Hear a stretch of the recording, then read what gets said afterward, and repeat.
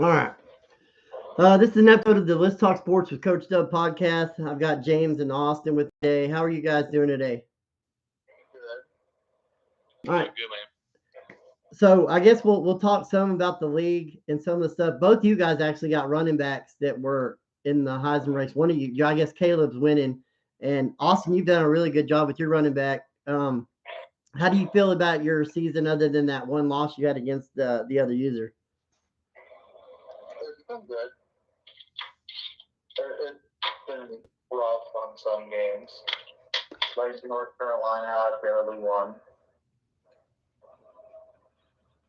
Yeah, it's night and day difference though. I remember when we first met and you were in my other league. It's leaps and bounds how far you come, which is good because it shows you're learning and stuff. And you can only get better if you keep playing the game and you keep playing against good competition. Yeah. James, how are you feeling about about winning the Heisman? It'll be interesting to see how we finish. I think he'd probably have to really fall off a cliff, but he's been pretty dang good, man. He's done it on not a lot of carries. Like I think most time he's carried the ball this year was maybe 15 times in a game, but I don't know. I knew he was going to be good, first couple weeks of the season, but he's been just super explosive. So, Yeah. yeah, I don't know. We'll see how it ends up. I mean, maybe he can hang on to it. We'll see. If he does, that'd be great. If not, He's probably leaving either way. yeah, I'm gonna get y'all. I'm gonna try to get my money's worth out of him this year because, like you said, he's probably gonna dip out on me. Well, I mean, you can't. It's so hard in this game because it doesn't really matter what you do. You're gonna lose players, and sometimes you lose them for the dumbest things. And I'm constantly losing players for playing time when the people in front of them are graduating and leaving. But this game, the way it's set up, it doesn't remove the seniors or the people that went pro until after the first week of the portal. And so it causes these players to leave because they think there's still somebody there that's not going to be there. But yeah, I don't know. It's frustrating because he's gonna keep progressing. He's a true freshman. So he's gonna keep getting better. So it just sucks, because I can't do anything about the pro potential yet. I mean, it's first year here, so I haven't really had a chance to improve the school grade on that area right there. So it's looking like the Mestamaker kid though, the quarterback's gonna hang around because his deal breaker is playing time and he's the starter. Yeah. he's the starter. So I at the beginning of the year I was afraid I was gonna lose both of them. So I don't know. Maybe I can salvage one of them and just try to rebuild through the portal and maybe try to find me a steal somewhere with another running back or something. So yeah, Austin, how are you feeling about losing players? right now, I was able to save my quarterback and my running back for one of the transfer. My quarterback's a 91 overall. Mensa. Yeah. I'm losing a whole bunch of receivers. I got 3 or 4 seniors that are leaving.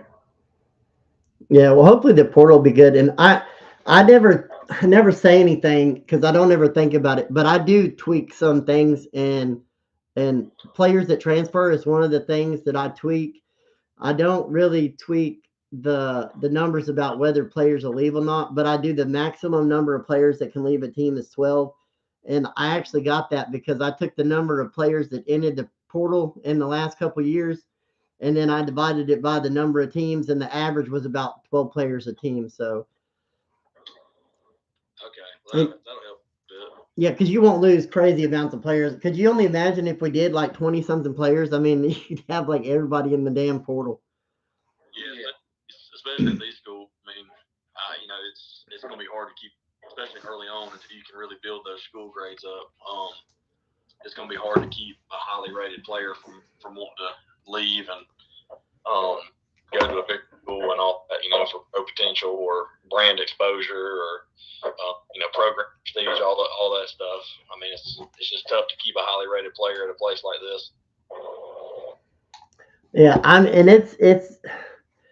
Rebuilds can be tough. I mean, if you don't set some of the different standards, and that's one of them is if that's the average, that's the average. Why would we want to lose 20 players every season? Yeah, yeah, to have that kind of turnover would be.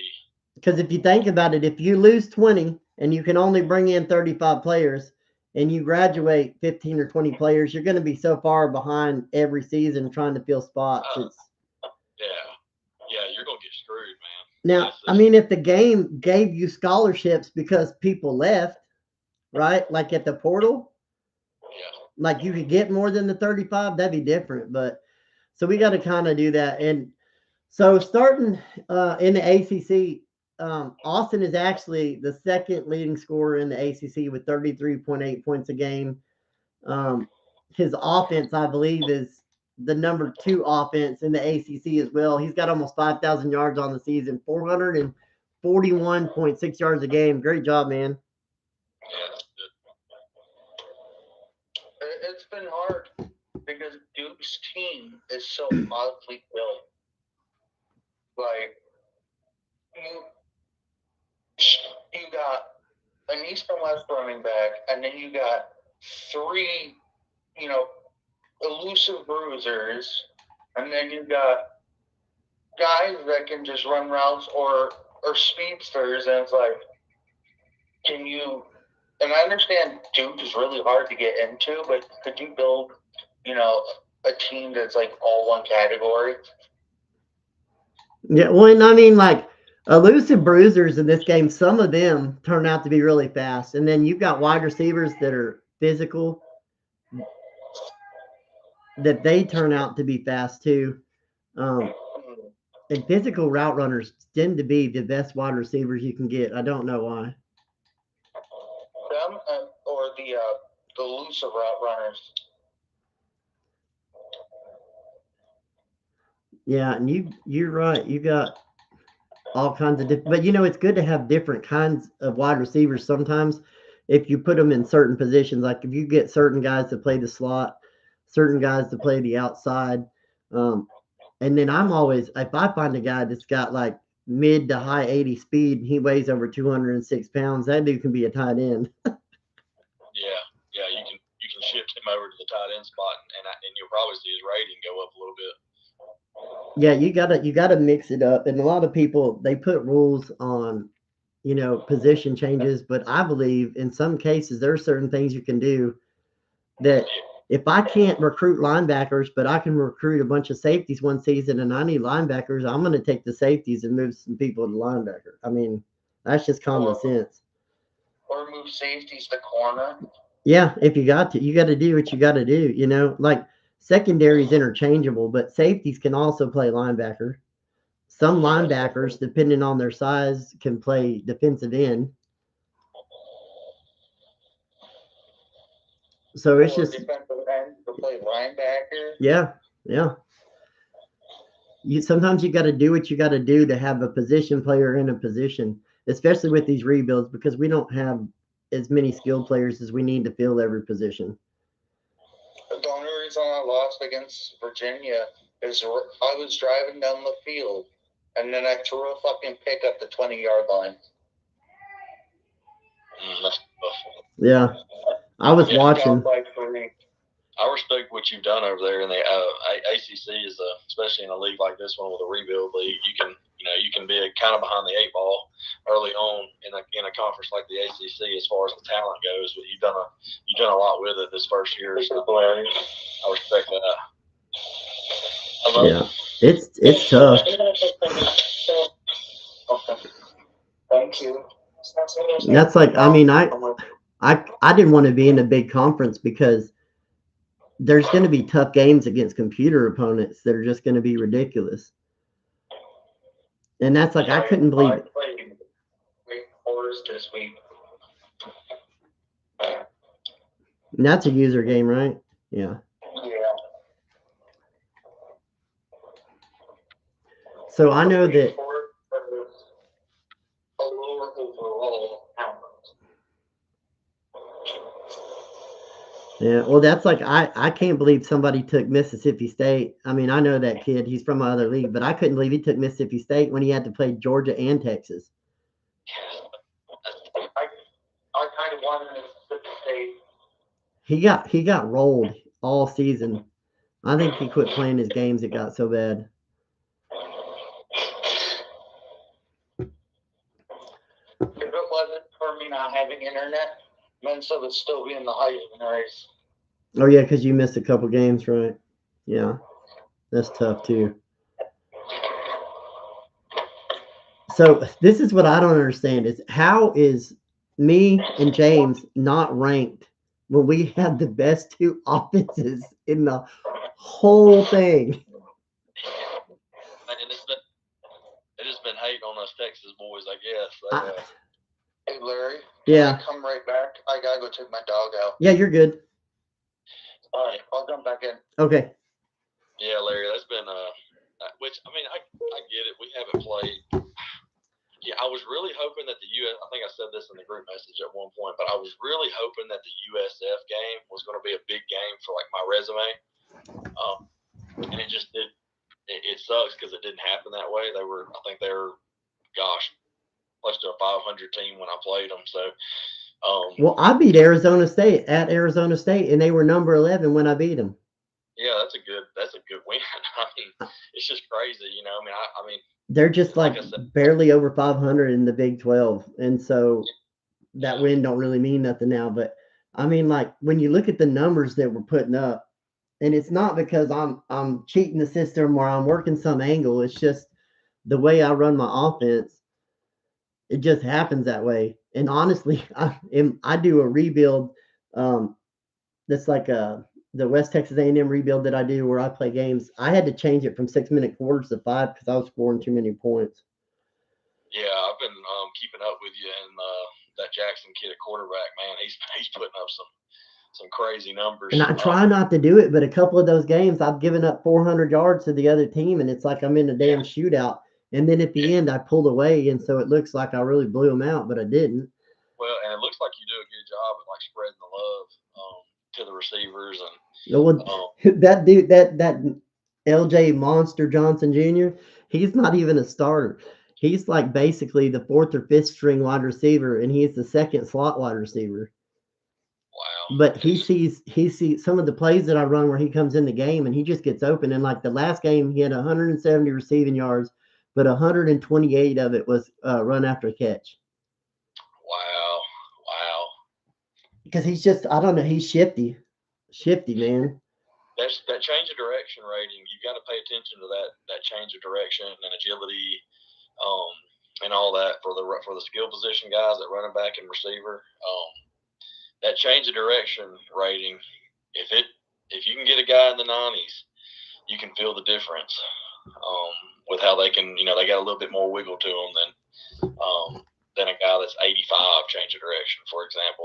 They move a little bit. They got some twitch and you know, that's what you got to have. And I think y'all got some decent speed over there on that. Yeah, I got some decent speed at wide receiver, which helps. And I'm the kind of guy that I was telling somebody the other day, I recruit speed.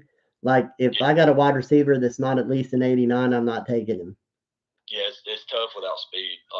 You know, speed is a big deal in this game. I mean, other things are too, but you got to have some guys that can get some separation and Well, and I don't think I messed with the speed disparity in here. In my other league, we tweaked it a couple points so that when you actually had really fast players, they could pull away because they still don't, you know.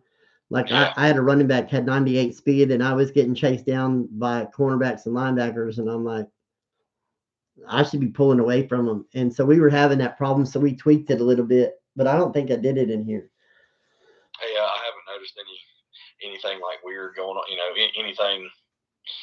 I haven't noticed anything like that as far as One um, and everybody's playing within the rules, and then like I'm like, man, I feel like I'm almost playing outside what I ask people to do, but I don't think my quarterback's numbers have been completely unrealistic. you'll see it every once in a while. I mean, you'll see a guy like this in a smaller conference put up some really And big. that's the thing. Defense is trash. The defenses you're playing are trash in these little conferences. Well, it's like hog I mean, when you look at the yards and the touchdowns, it's like, gosh, I bet he's giving him the ball 25 times. But if you go and look at the box scores, I mean, So yards I'm per giving, carry. Yeah. yeah, I mean, I'm giving him like maybe, like I said, he might have one game where he's carried the rock 15 times. And I'm normally trying to, because I just want to make sure he's healthy for this back end right here, for this last little stretch here. If I, especially, I think we're going to run up against Memphis coming up. So, I mean, that's going to be a huge user game for the conference championship. And so it's like, I'm not going to lie. I need you to lose that one. Because if you lose to him, his ranking's high enough that he might make the playoffs regardless.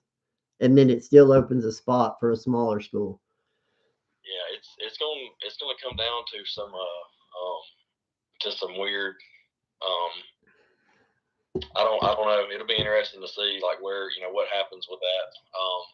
But I think that dude's pretty dang good. I've been kind of paying. Obviously, we're in the same conference, so been paying attention to him the whole year. I mean, he looks like he's pretty smooth. He looks like he runs a pretty looks like he runs a pretty tight ship over there. I mean, he's super efficient. I think he balances the ball out. I mean, I think he runs the ball, passes the ball. I think he keeps the offense balanced, which we do too. So I don't know. I'm hoping it'll be a good game, but I know he's pretty dang solid. So. Well, so far the user games that we've had have all been pretty close. I mean, yeah. So that tells me that a lot of these guys in here, nobody's really lying about their skill level. And like, I can compete with some of the competitive guys in my league, but I don't ever hardly win any games against any of them ever. I got one guy that he's won a couple natties, and I've been with him in games, and I lose at the end all the time. And then I've got other guys that I just can't even come close, man. I get ran off the field. And it's tough because I wanted to build something for people that feel the same way as me, like they can't get over the hump. Like they're in these leagues and there's just people, the top part of it, you know what I mean? It's just so competitive. You can't compete with it. And at some point, it just doesn't become fun anymore. Right. Yeah, this has been my first one that I've done in a long time. And it's been super fun, man. I mean, it's the immersion in it. I think I've told Mike that as well in like an interview type thing that he did. It's been super fun. I was actually listening to the podcast that you did one time, and one of my buddies was out there with me, and he said, "Man, what are you listening to?" And I was like, "It's a podcast that this guy that's over this league that I'm in on the college football game that he does." And he's like, "Dude, that's pretty badass." I was like, "Hey, I mean, it is. It's a cool deal." And I used to do players of the week, right? But now I go through and do all the teams, break down the stats, and because it's a little bit used to what the way we had it is I would pick an offensive and defensive player of the week from every conference, because in my other one we basically had like 3 or 4 conferences, so you're picking like 8 dudes every week. But it got so hard because I'd have to go through and look at every stat and figure out who was the best, and then I have to go down and I have to write it all down. I have notebooks. I've gone through, I can't count how many notebooks writing down stuff that I've done for podcasts.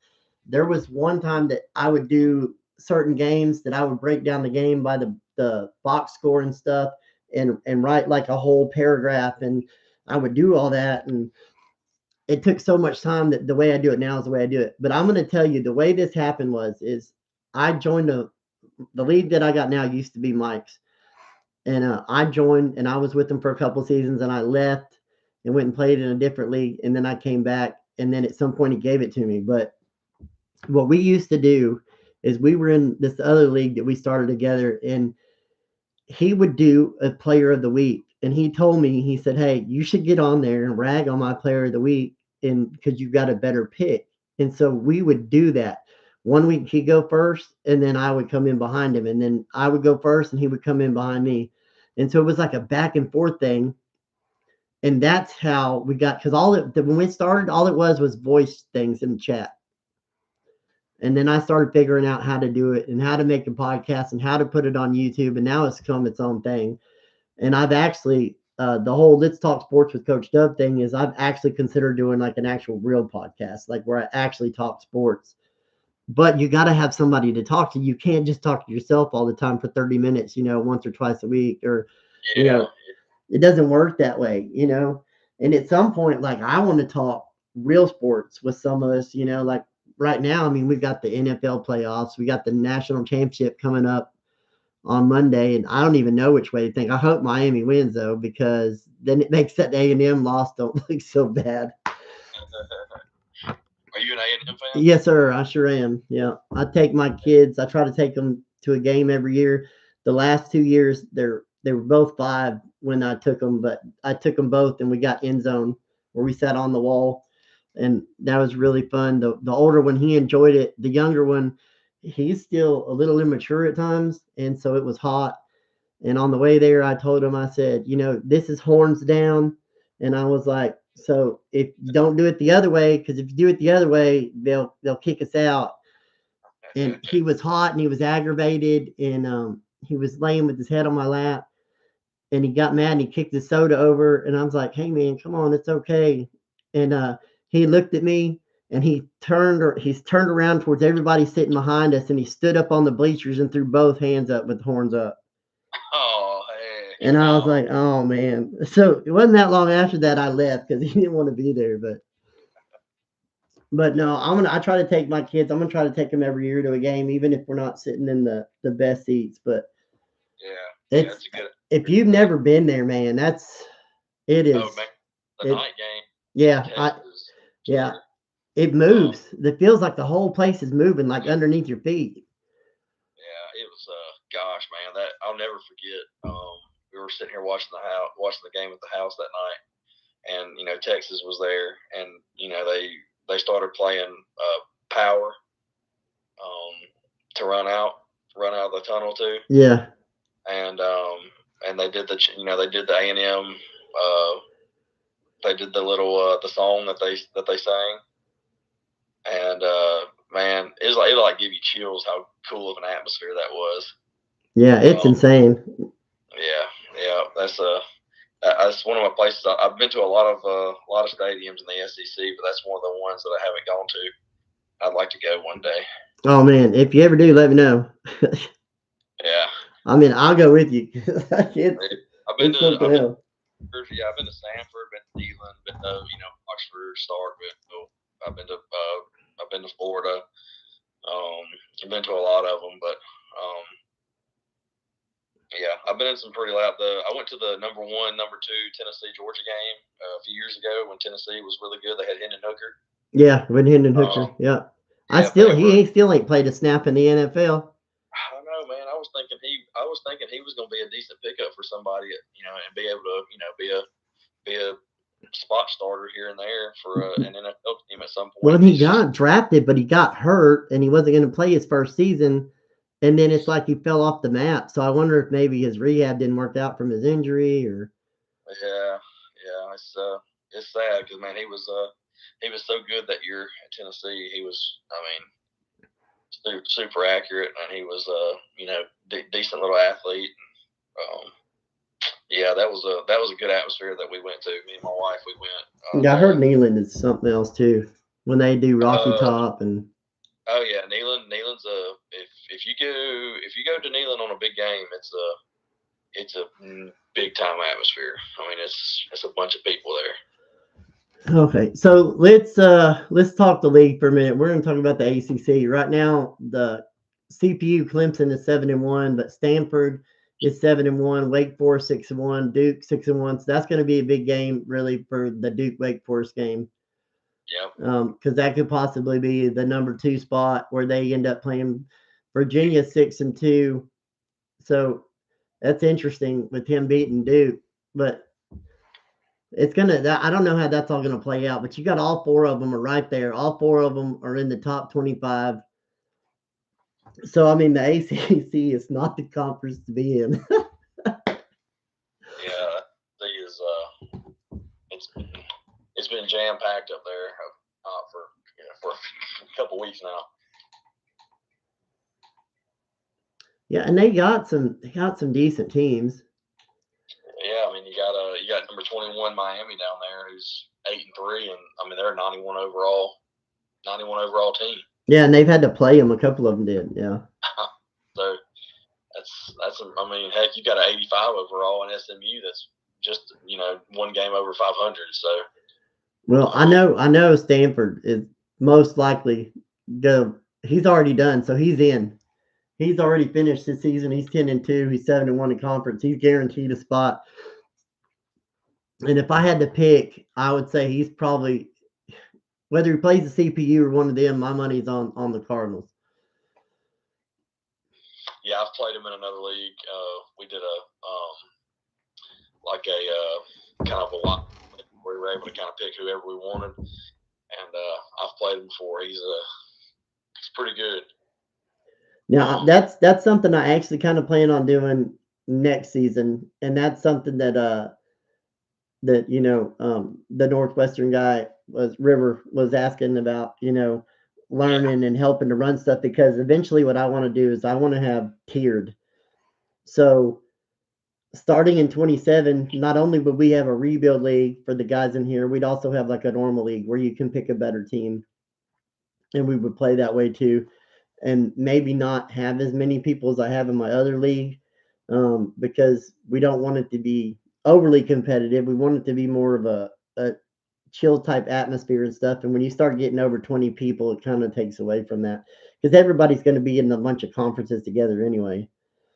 well, and what I've noticed too is it takes a little bit longer for the league, advance throughout the season, just because you've got a lot of hands in the cookie jar, and Well, my it's 24-hour league, we right now we're only like 23, but we've had up 28, 29 dudes, and we're still 24-hour advances.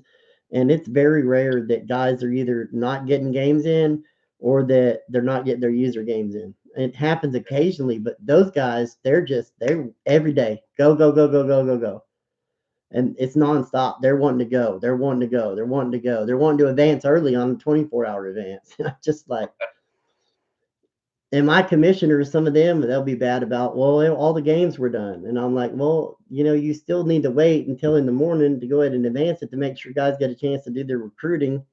Because if we're consistent about our time on 24-hour, that's the thing. You have to be consistent about the time you sim, mm, because then it's hard for people not to get lost or get left behind or to be able to complain when they know when it's going to be all the time.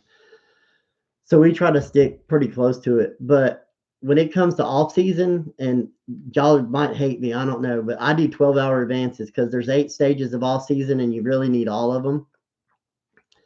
And so if you do 12-hour advances, you can finish off season in like 4 days. yeah, Because you got to have every stage. You can't skip any of it. You know what I mean? Like there's not any place in there that you could skip any of it. But no, 12 hours, the you'll skip way that, but if you skip it, your roster, you run the risk of your roster just being just torn apart in the off because season. you need all the weeks of portal. You need to encourage transfers because you got to make sure you're cutting the right guys. Yeah, Then you need position changes, especially with these smaller schools, because sometimes we got to move guys around to fill positions or to have a decent player in a position to be competitive. And so there's no way around it. But I taught a bunch of my guys how to do remote play with their Xbox. Um, yeah, because I'll normally what I'll do is I'll try to do if I got somebody that can do like midnight and somebody that can do noon, that's when we advance, right? Because generally what happens then is no matter what shift you work, you should be able to get on and take care of it. yeah. That's good. You know what I mean? Because if you got guys that are working normal days, if it's afternoon, they can come home in the evening and take care of it. And then if you see them again at midnight, they can take care of it in the morning. You know what I mean? So I mean, sometimes I ask and I try to figure out what the best hours for everybody is to try to do it. And then this is my thing is if you tell me, hey, I need an hour, I need 2 hours, then we'll do that. But I have to know. Hmm. And y'all guys in this group have been super communicating really well, and it's made it really easy on us. Okay, now we're gonna talk American because that's you in Memphis, and we've already kind of talked about that. But two lanes at 4-3. So I mean, it's y'all got one game left apiece. That's a done deal, basically. Yeah, yeah. It's been a collision course now for the last couple weeks, and I think the ratings. I don't have it in front of me, but I think the team ratings might be almost. They're either really close or they're exact. So this is an interesting thing that I didn't know they did in here. There's a margin of victory. Your margin of Yeah, victory average is 45.2 and his is 35.2. yeah, that's interesting. Yeah, he's I think our resumes are probably pretty similar. And the one thing that he is, the one thing that I've just got to keep in mind is that I haven't had a user game yet with this North Texas team. So he's kind of got a user game under his belt with his group. But so we'll like I said, we'll just hope to come out and play clean, play balanced, play kind of play the style that I usually like to play, and just best man win. I mean that's It should be a good game. Yeah, it should be. That's the fun part about these. Do either one of y'all stream your games? Do you know if he does? I don't know if he does. I don't know if he does. I think he did against in the Tulane game. I think he did, but So I here's the typically fun. I don't have a lot of experience with it, but I do need to learn how. So here's the fun fact. I've if people stream on Twitch, I've had group calls in the group chat and actually called games like a radio announcement, like like they would on the radio, Yeah, that's like fun, right? doing play by play, and like some of them have been so good. At least the guys said they were good, or at least I think it sounds good, But Yeah, yeah, I think he's I don't know. I think he, like I said, from what I've heard, what I've seen through his box scores, and what I saw in a couple of his, and I watched a little bit of that game that day. I didn't watch all of it. I had some stuff going on, but I think he's like I said, super balanced. I think he's really runs a really good offense. I think he's super smart with the ball. You can see that with the efficiency that his quarterback's got. I think he's only thrown a couple picks this year. So his touchdown to interception ratio is yes, crazy. stupid, yeah. So I mean, he's got the Brady Clues kid at receiver that he likes. Yeah, it looks like he knows what he's doing. He's I think he coaches in real life if I remember that right. So it'll be a cool game. It's a big for the first year. Gosh, it's a great first year for the American Conference Championship. Yeah, it's gonna be wild. Yeah, a lot at stake. I mean, I don't know. We'll see. We'll see what happens. And then in the Big Ten, you've got our number one team in the country, the Rutgers Scarlet Knights, who's just his average margin of victory is like 19.5. So that's not crazy, but I mean, you think of the competition he's playing. Yeah, he's doing a great job. Yeah, I mean, his resume is probably. I know he just beat Ohio State. I think he beat Oregon pretty good.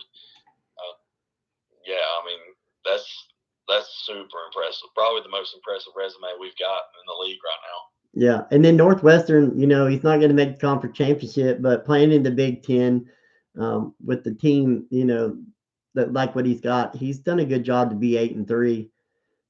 So he's lost some tough games, and they weren't like he got blown out.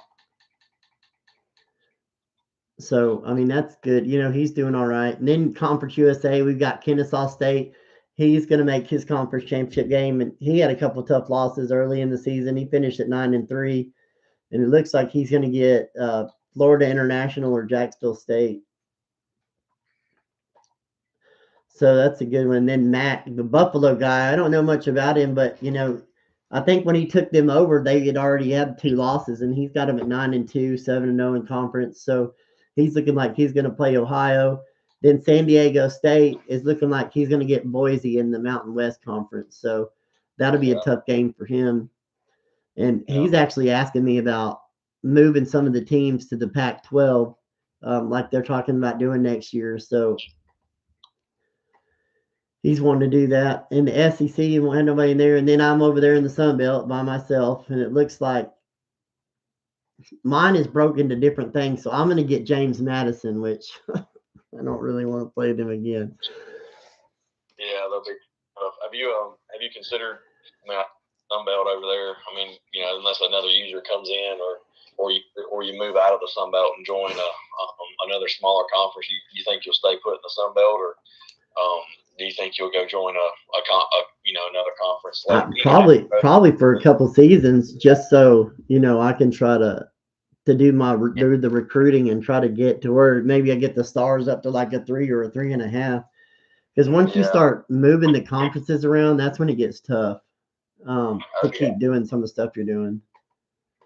Yeah, how's recruiting been for you? I mean, early on I landed a couple 4-stars. I think I got a 3 here and there. I've got a ton of 3s just right there waiting to commit, and they're I can't lock them in just yet, but I mean they'll come. I mean they're the bar's almost full on them. So I could not get a 4-star this season, and normally I can because I am the 4-star with the 2.5. I can recruit 4-stars with. I recruited 4-stars in my West Texas A&M rebuild, and when I started with them, they were half a star, and in my first season, I got a couple 4-stars.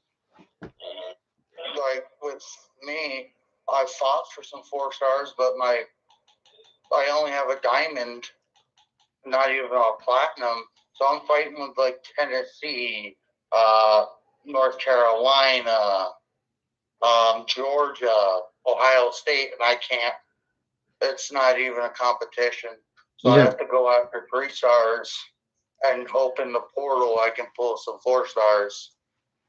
Yeah, and I mean, like I wait until the first couple weeks are gone, or like the first 2 weeks, and I go in, and you can search, right?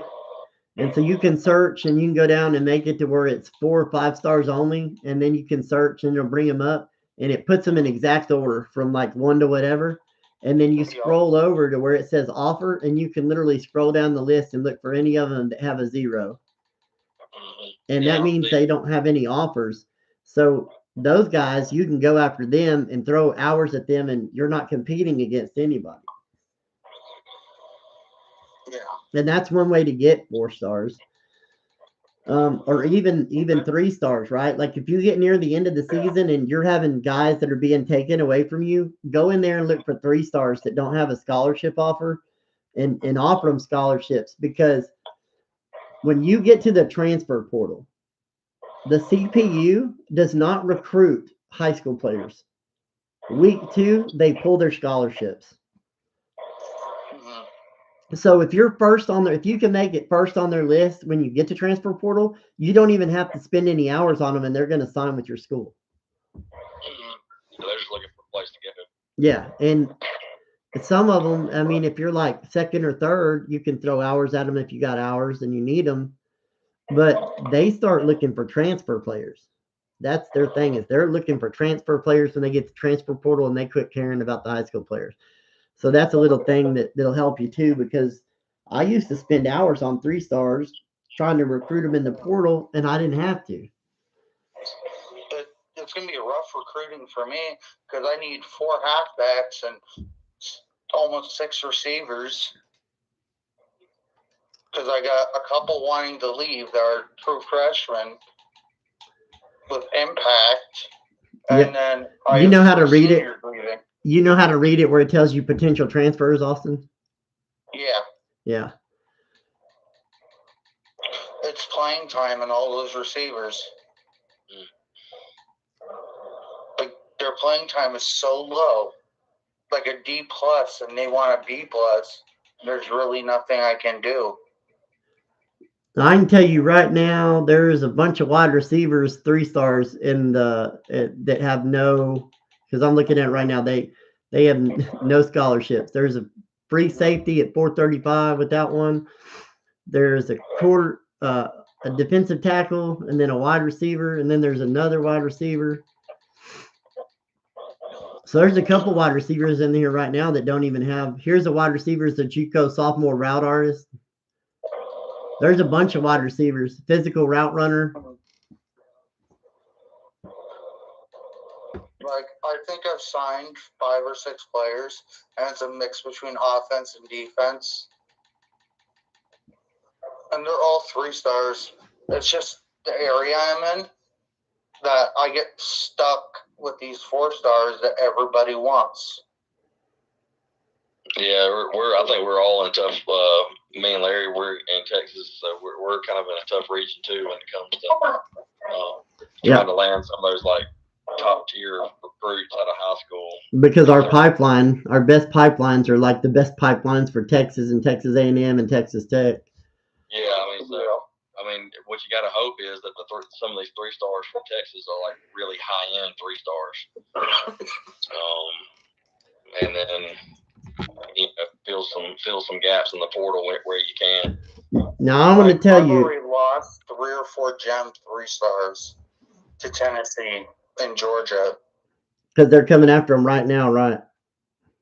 As we got in the last couple weeks, and then they're coming and they're just like blowing right by you. Like I had them almost locked out, and then Tennessee jumped me. Yeah. And because they have a platinum and I have a diamond, it's not even a shot. What's your right pipeline now, I'm number? in a dogfight with Tennessee for one recruit. Yeah, that's the thing. When I get where they start doing that, I don't even spend hours because then I just put the hours somewhere else because not even no point even spending the hours anymore. Yeah, once you see that gap between your bar and their bar starting to like widen, and it's a school that you can't match as far as your school grades and stuff. Like you said, Larry, you just gotta accept defeat and bite the bullet and pull those hours and just use them. Well, not I do that in my other league too, right? Like so. I got a guy that coaches Oklahoma, and we get a bunch of the recruits that want to come to my school and his school, and it's a 5 pipeline. And if he's got number 1, I don't even bother going after him. Like I'll put him on my list, right? Because like this last season, he went after 2 quarterbacks and 2 defensive ends, and I've still put him on my list, right? Because what I'm looking at is who's he's putting his hours on, and then I went after the other guy because I could jump him. Because if he's not spending hours like 150 hours on both of them, then I can get one of them away from him. Otherwise, I'm only taking players that I'm in first on, that I'm not having to pass another user because they can put just as many hours as I can towards your recruit. And if the pipeline's the same, the only way you're going to get any better is if you find out the pitch before they do, or you get a visit and you stack the visit with other players.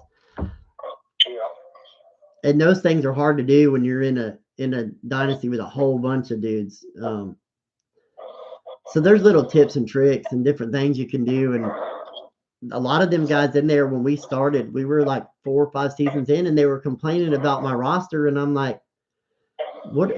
How are you complaining about my roster? And they're like, well, look at it. And I'm like, well, I'm bringing in 30, 35 players every season. Like one season, I had to cut 21 people.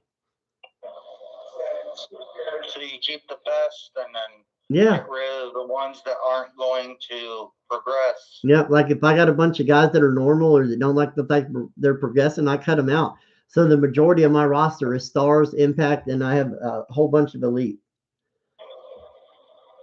And then I get guys in the portal. That's my other thing is I'm looking to get like 7 or 8 dudes out the portal, and if I'm getting a dude out the portal, they're going to start. Yeah, I like to leave a good. I like to leave at least five scholarship spots open going into the portal. And like you said, really more, but at the least five spots to get a. I think my favorite quarterback archetypes are probably backfield creator or dual threats. Them pure runners are trash this season. Well, they have no accuracy at all. Yeah, except for Hodge Henney, that guy from TCU, he played at TCU. That dude, he ends up with crazy speed, and he has great accuracy, and he's like a pure runner. He's the only one in the game. I think he ends up. I had him in my other league. He was like 95 speed at quarterback. Like St. Clair, who normally transfers from Ohio State, I have him in one of the leagues I'm running. Tavon St. Clair, and he's a 99 overall. Yeah, some of them jump a lot with like stupid amounts of accuracy, and his throwing power is a pure 99. And there's so like 3-star quarterbacks in the high school every year. There's like 1 or 2 that are just like studs. Yep. And they're usually athlete dual threat. seen one that was a pure pocket passer once. Yeah, it was really good. I mean, there's always like a couple 3 stars that are just they got like 80 accuracy across the board with like 90 something throw power. Yeah, but their awareness is normally down. Yeah, like in the mid 60s usually, but Which is really hard because if you want to try and place a ball somewhere, they may not always put it where you need it. yeah, there's the accuracy on this game is a big thing. I do placement and accuracy, so my accuracy also partly depends on my button presses. And last year, as long as I was accurate with my press, my passes were accurate. But this year, the pressure on the quarterback and everything is forces errant throws so often. It's crazy. Like, I got to beat Wake Forest to try and make the playoffs, the college football playoffs. Like, I think if you beat him, you're probably going to maybe have a chance to make the ACC Conference Championship game if Clemson gets knocked out. yeah, even if Clemson doesn't get knocked out, I probably could beat Clemson. It's been a really good year with Duke. Everybody is jumping overalls and playing up right now.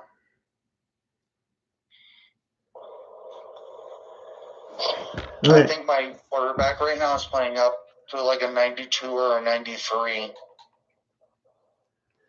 Wake Forest running back is moving up the awards list, so I don't know what he's doing with him. I think that's the guy that just ran for a 300 spot. Did he really? He put up 300 rushing yards? Yeah.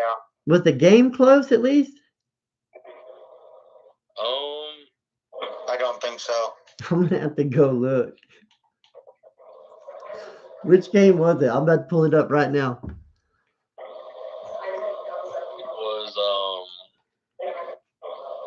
he played Delaware. Oh, okay, that was a user game. That explains it.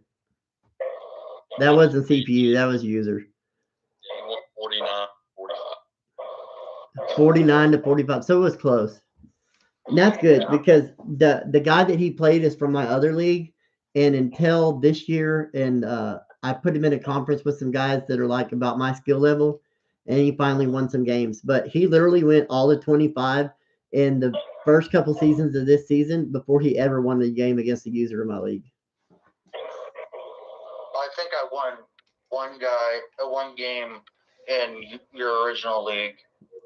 I think it was probably Domain, Florida State, right? Maybe.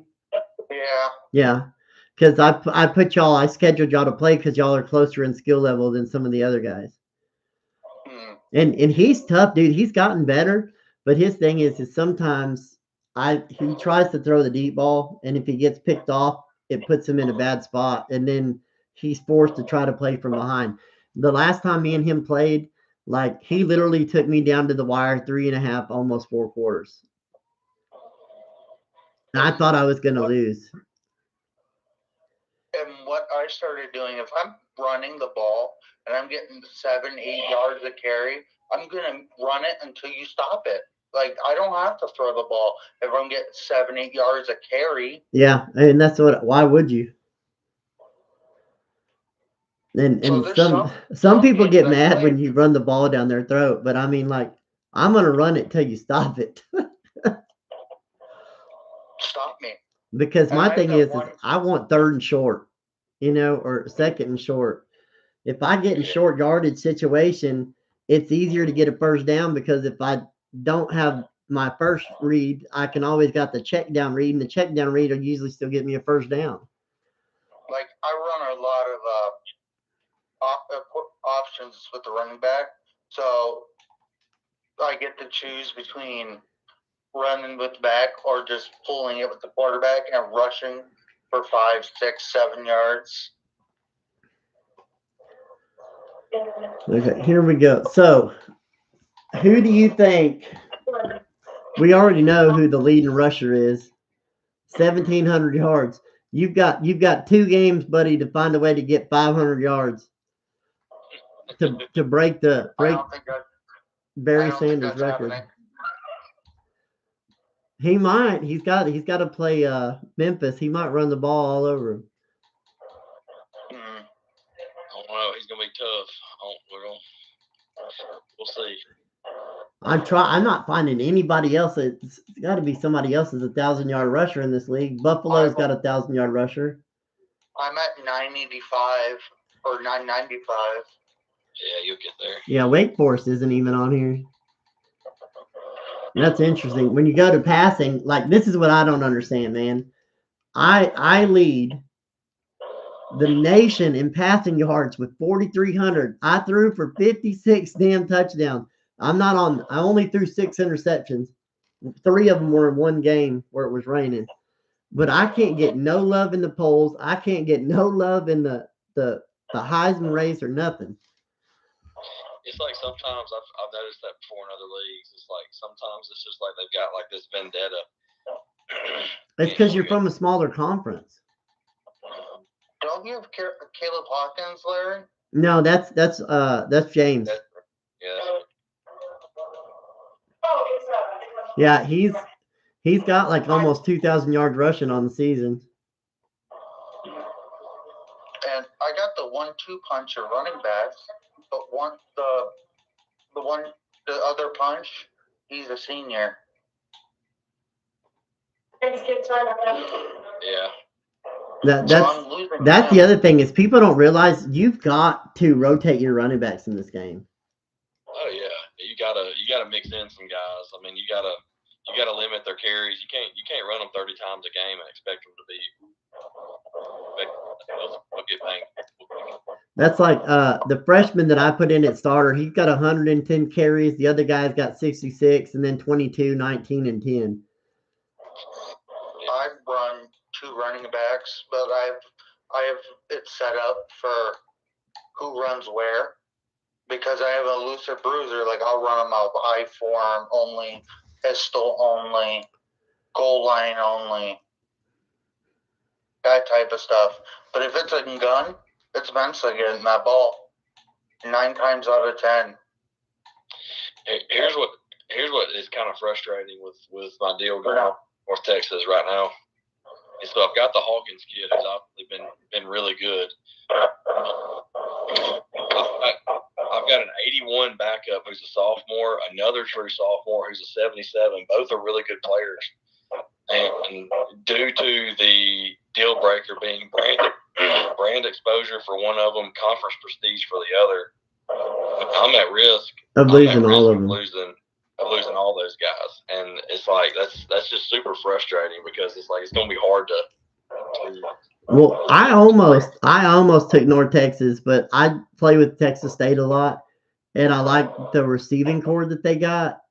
Yeah, they got some speed. And then they've got some of the defensive players on the team are better than if I went somewhere else. You know, I looked at like when guys are going to graduate and things like that, and that's why I made a decision. But you know, you said I spread the ball around. I've got 5 guys that got at least 51 receptions. Yeah. Late this season, I figured out what Barcade is really good at. You run him on a post route, good luck covering him. Because he's got so much speed. And he's a elusive route runner. Yeah, I noticed you run some interesting route combinations. Yes, I do. But it works. Larry, we're kind of in the same boat as you. We kind of spread the ball a lot out. I got one guy that's got 63 catches, but we got another guy with 58, 56, 41. All the touchdowns are pretty even. My leader's got 7, but you go down the line 7, 6, 7, 6, 5. I think it helps just to mix different guys in and spread the love. And that's why I got so many damn passing yards every game with that quarterback. It's because I'm not throwing just one guy. I spread the ball around so much it's ridiculous. Although, like, one of them is a running back. My running back leads the team in receptions with 59. But that's because I check it down so much. I mean, I'm looking, and if I don't see something I like or I don't think the dude's going to be open, I don't even try. It's the reason I don't have so many interceptions. I don't like to force the ball down the field. If it's open, it's open. If it's not, that's where people get lost in this game is they try to force the ball down the field and they make mistakes and you start making mistakes and then you get that tunnel vision, where you go down the rabbit hole. I don't know if you watched my game against Virginia. I watched some of it.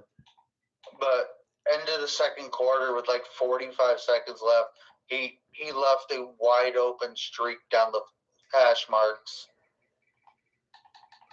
I don't know if you saw that. Yeah, yeah. And I'm sitting here in my little chair going, how do you leave him open?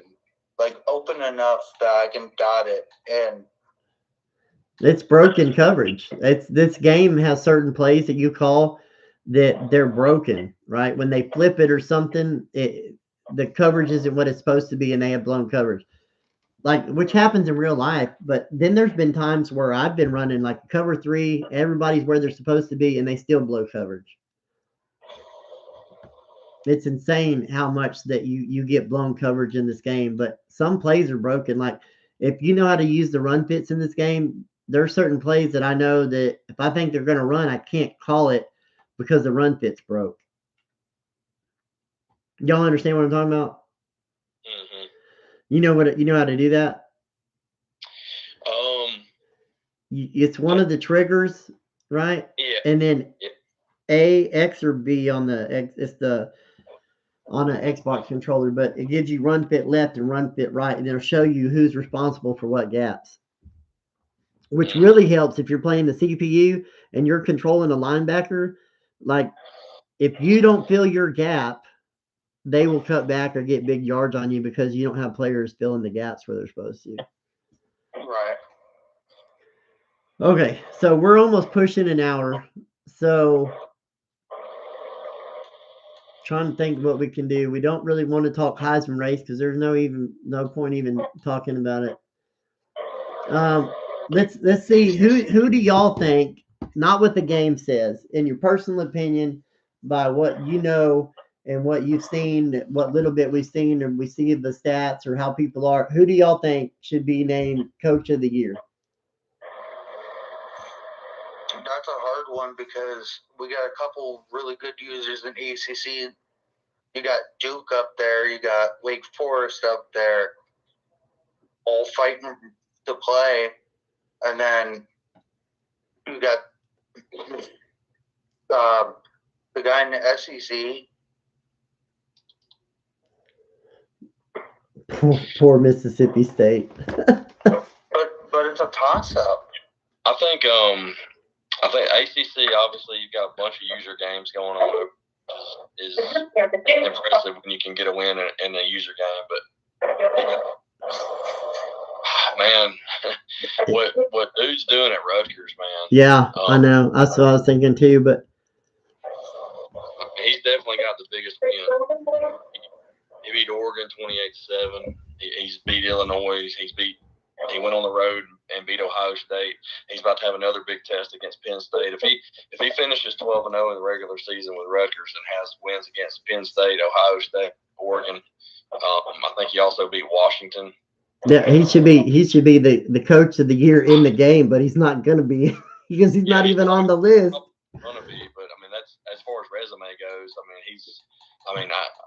Like I said, I think a lot of us have done a great job, but I haven't had that schedule. Yeah, so the only big game I lost was Illinois at the beginning of the season. Then I blew out Cal and all of them. Yeah, that's true. See, you gotta balance it out too of who's had user games and all that stuff. Yeah, and I don't think he's had any, has he? No, I've had two. And you had the season. If it depends on how you look. Yeah, it depends on which lens you want to look through as far as, the CPU schedule. Obviously, no one's coming close to what Rutgers has faced. But then again, like yourself, you faced, you've got a user game on your resume, which is huge. And then the guy at Memphis has been good. I mean, he's got a user game win. So.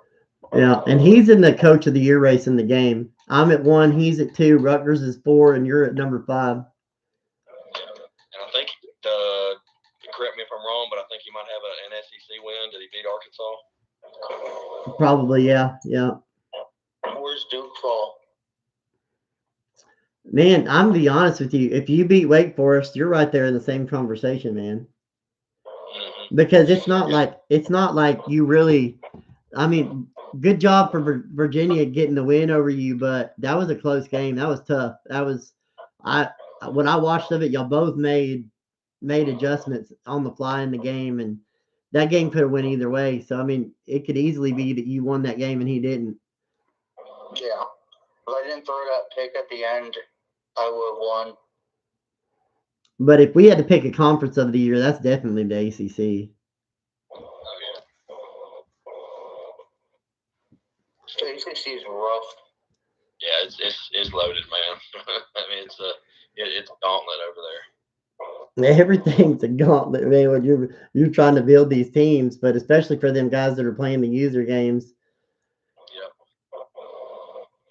But okay, so we surpassed an hour. If there's anything else y'all want to get off your mind or say, or if y'all want to make some picks for these games that they're playing this weekend, I know Seattle. They said he's going to play, but he's hurt.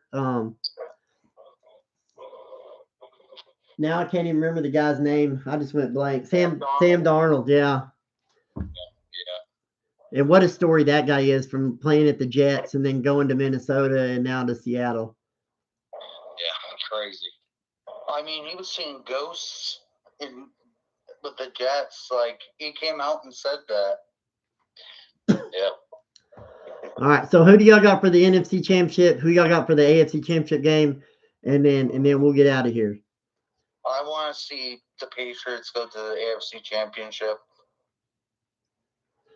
Who do you think they're going to play? That's a toss-up. I'm not. I used to be a Cowboys fan, but don't like them Cowboys. Jerry Jones needs to do whatever he needs to do, but I can't stand that guy. So I root for the Texans. So I hope the Texans.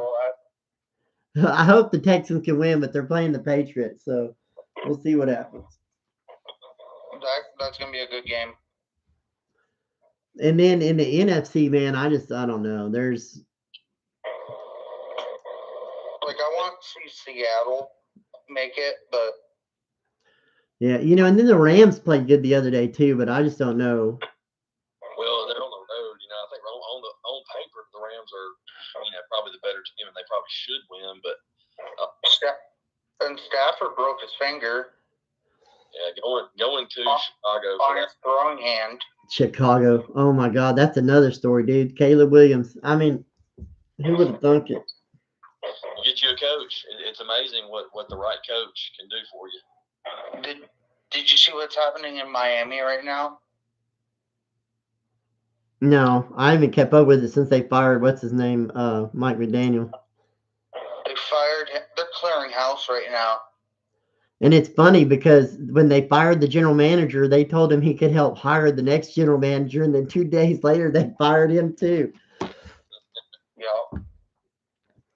But all right, man, I appreciate you fellas. We're gonna get out of here because we are pushing almost an hour and 5 minutes. Normally I try to do these about 45 minutes when I do one of these, but we blew by that. If anybody listens to this whole thing, we'd have to send them some candy in the mail or something. Yeah. All right, I appreciate you. Thank you, Austin. Thank you, James. You're welcome. I'll holler at y'all here in a little bit. Yep. All right. See ya. See ya. That's been your Let's Talk Sports podcast with Coach Dub. Until next time, this is your boy Coach Dub signing off.